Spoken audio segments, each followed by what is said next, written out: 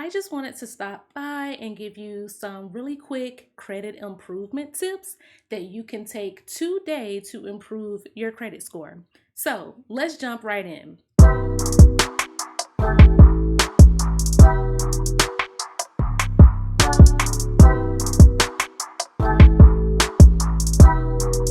Tip number one is you always want to pull your credit and know what's on there.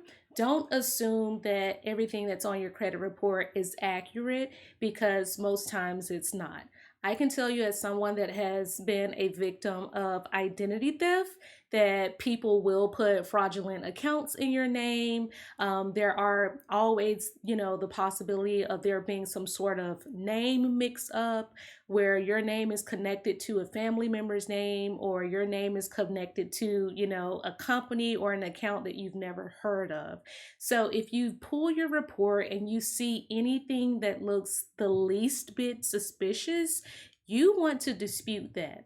And let me tell you, it is your right to dispute anything that you see on your credit report that you question. You can dispute anything from as simple as your name and the way that it's reported and your mailing address, because those things can be incorrect as well.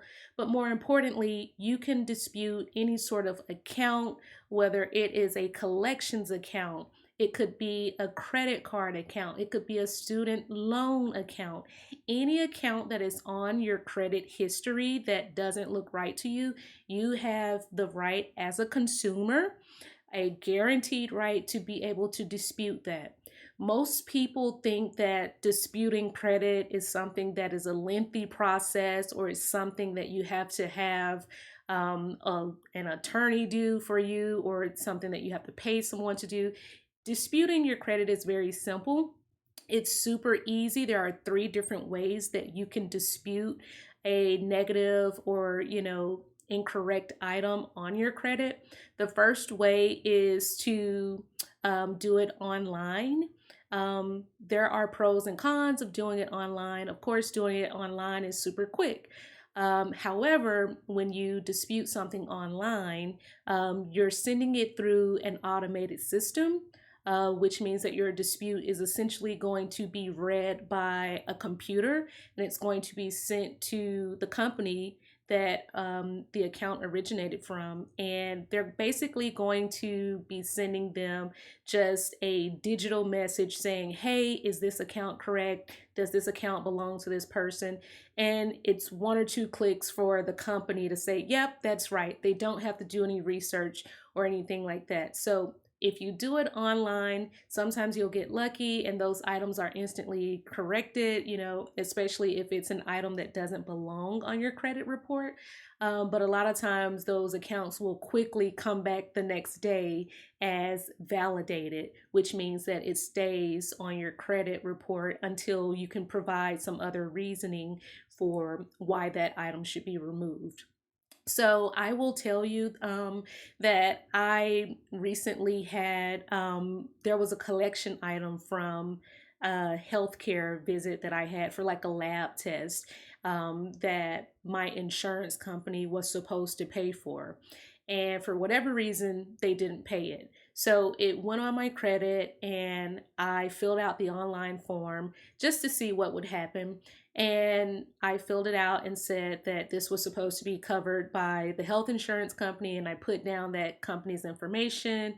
And within about maybe 48 hours, it was just a couple of days, I got an email from, the credit bureau saying this account has been deleted from your credit report. And I'm a person that has really, really good credit. So I never really, worry about like whether or not I can get something deleted. Like I'm kind of like a master at getting things deleted from my credit. So that was just, it was, just like a blimp on my credit. And because my score is so high, it didn't significantly drop my credit score. I think my credit at the time was like an 815, like the average number was 815, and that account being placed on my report, it dropped it down a few points.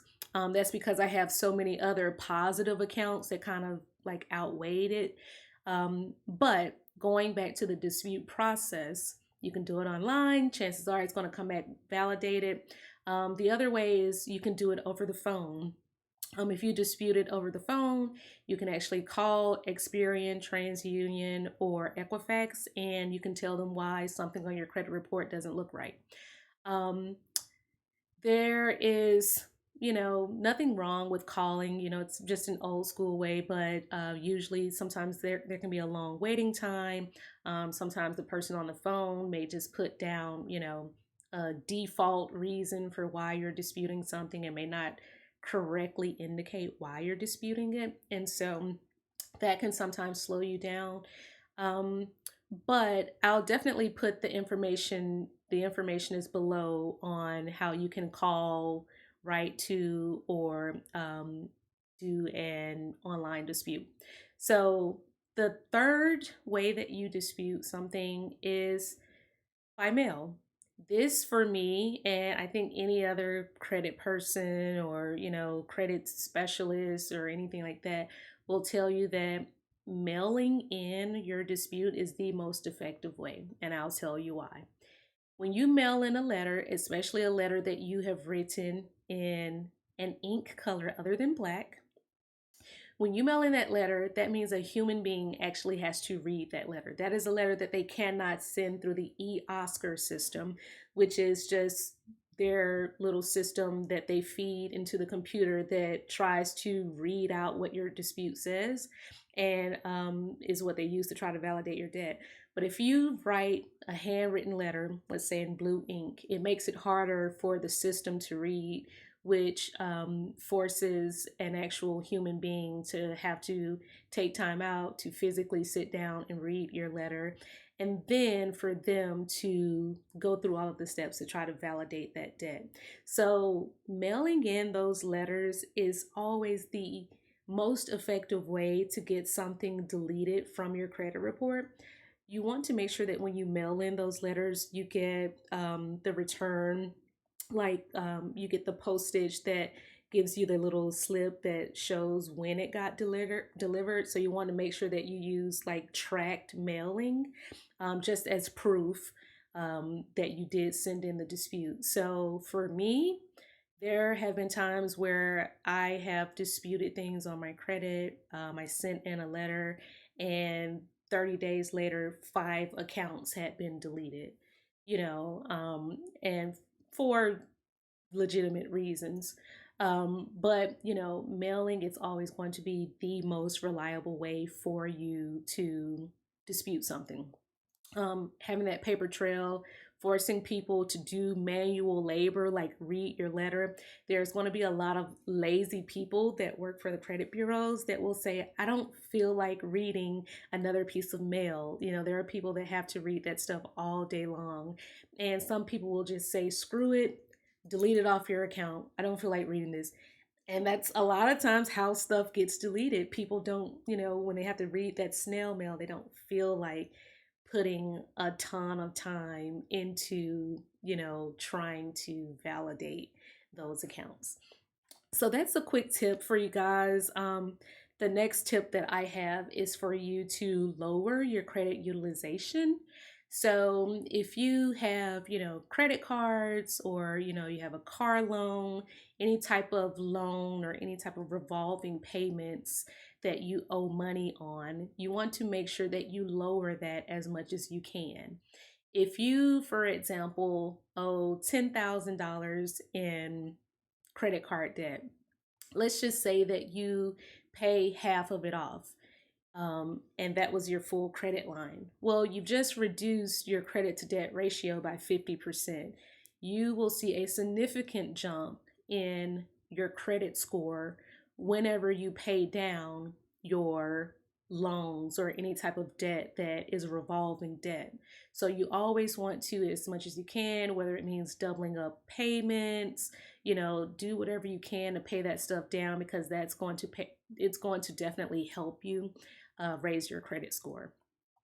The next tip that I have is something that I did, and I did it often with my American Express cards and with my Visa cards.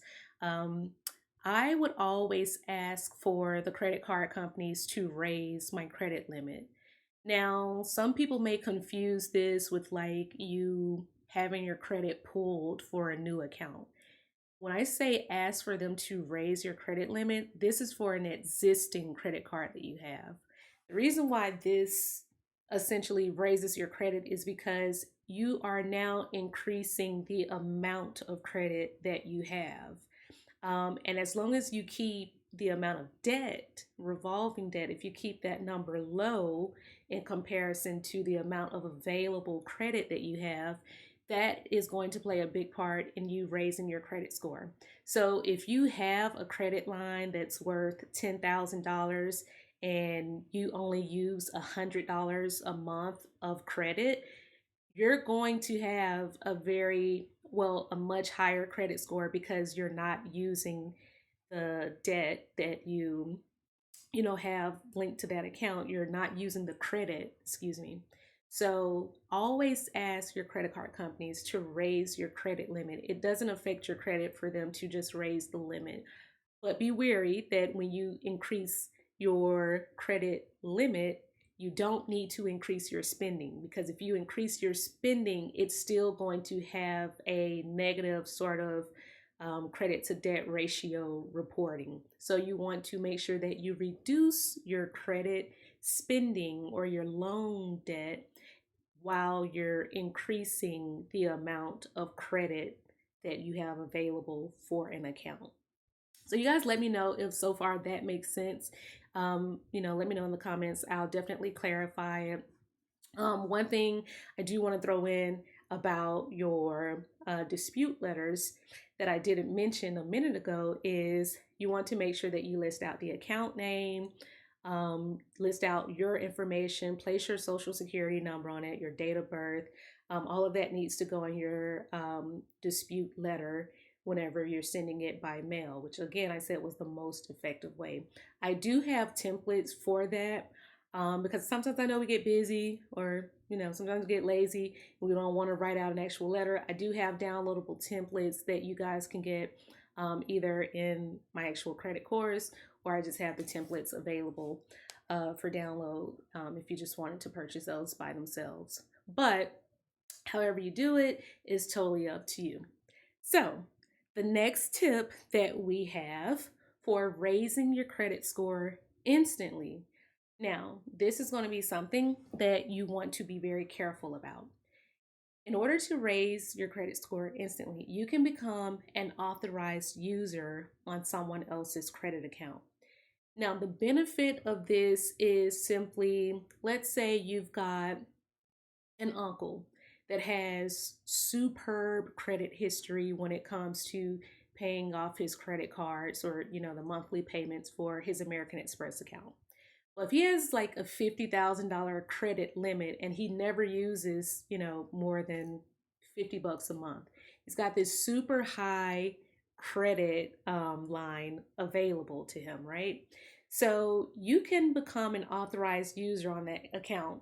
Now, I've added family members to my personal credit card accounts.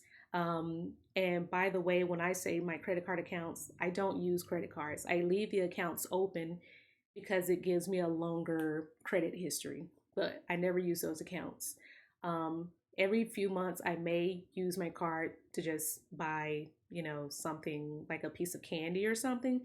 But other than that, I never use like credit cards because I don't believe in carrying over debt month to month. So when I added my family members to my credit account and made them authorized users, some of them saw a 100-point increase. And that was because they inherited two different things from me. They inherited the long credit account history from me. For that particular card, I think I had it open for 8 years or so, and it's still open today. So they got 8 years of an account history. And then they also got the impeccable payment history. And they also got, their credit utilization rate is low because there's no credit being used on the account. But their credit limit is high. So they got the perfect account history for me, and they got the high credit limit. And when I did this for one of my family members, it raised their score literally 100 points. Um, you want to be wary when you do that, or when you ask someone to be an authorized user, simply because if they have bad payment history, then you inherit the bad history as well. So you want to make sure that if you do ask someone to place you on their account as an authorized user, that it's a person that you know has really great credit history. I would like personally ask them if I could see their credit report. That's just me, but that's just how I would do it. So that is definitely a way to instantly boost your credit score. It works. My family members will tell you that because they still thank me for it today. So, pretty much the last thing I want to leave you with as far as like raising your credit score, um, this one is a little different because it involves when you get your credit pulled by a company, when you're applying for a loan, or when you are trying to purchase a car or anything like that. Um, Please know that those sorts of loan applications are called credit inquiries. And every time someone pulls your credit score decreases by 3 to 5 points. So if you want your credit score to increase, then please stop applying for credit. Trust me, if you got denied for one credit card, you're probably going to get denied for another credit card based on whatever reasoning, you were denied, whether it was because you don't have enough credit or because you have too many collection accounts. Usually, if one denies you, someone else will deny you as well. Now, if you're trying to just build credit, it's always a good idea to open a secured credit account. Getting a secured credit card, you can get this from any bank, Wells Fargo, Bank of America, they all have them. You can get a secured credit card account, which basically requires you to pay a deposit in order to open that credit card account. After a year of making on time payments and having good history, they will give you your deposit back, and they usually will convert the account to an unsecured account. So, always think about when you're applying for any type of credit, think about if you really, really need to apply for that, because applying for it does hurt your credit score. So, an easy way to raise your score is to simply to stop applying for credit. There was a friend of mine, and I won't say their name, but they once told me that they thought that they could boost their credit score because they were constantly like applying for credit cards and applying for cards, and they were constantly getting turned down. And they said, well, I thought the way to build my credit was to keep applying for credit. And that was just a very sad day when I burst that person's bubble and said, no, that is not how credit works. So if you guys have any other questions about how credit works, anything that you need me to clarify, definitely drop me a comment below. I do like to, look out for our military friends. If you're in the military, if you've served, I definitely want to help you out. Definitely want to answer any questions that I can about how you can improve your credit. I can get you information about VA loans, FHA loans, also housing grants. That's definitely a topic that I can speak to. And so anything that you guys ever want to hear, please let me know in the comments. I'm always happy to make another video about anything. And again, if you guys just want to make your life easier and just like buy the dispute 609 letter, that's what they're called, the 609 templates for disputing credit, I can definitely make those available to you guys. Just check the link below. Other than that, I'll see you guys in the next video. Don't forget to like and subscribe, and let me know what you guys think of this video. I'm always looking for ways to improve. So that's all I have for you guys. Deuces.